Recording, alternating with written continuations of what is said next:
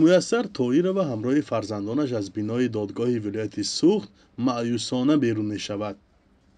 ӯ моҳи декабр аз болои ҳалномаи як додраси шаҳри хуҷанд ба зинаи болоии он шикоят карда буд, вале ба гуфтаи худаш боз ҳам шоҳиди ноадолатиҳо гардид.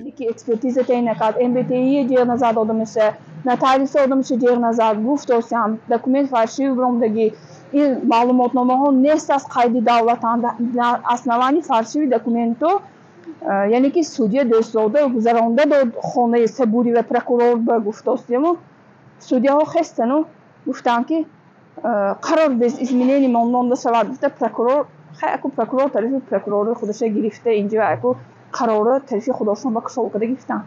ҳаққи 4 фарзанди мана яку кадом прокурор ба бироварда додан. марҳилаи кассатсионии ин парванда аз ҷониби 3 додраси вилояти суғд бо иштироки як намояндаи додистонӣ баррасӣ гардида қарори он нимаи моҳи январ ба тасвиб расид. як нусхаи қарор ба дасти радиои озодӣ ҳам расид ва дар он навишта шудааст ки ҳалномаи додраси шаҳри хуҷанд аз 22 ноябри соли 2023 бетағйир ва шикояти кассатсионии муяссар тоирова беқаноат мононда шавад.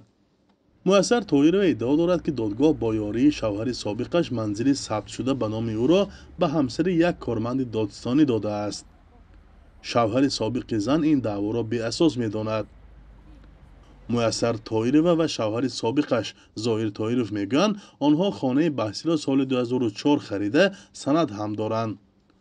2 сол баъд ба гуфтаи зоҳир тоиров ба нияти фурӯхтани хона аз Азизмурод Сабурӣ маблағ гирифтаасту ба ҷои шартномаи хариду фурӯш ваколатномаи соҳибии хонаро додааст.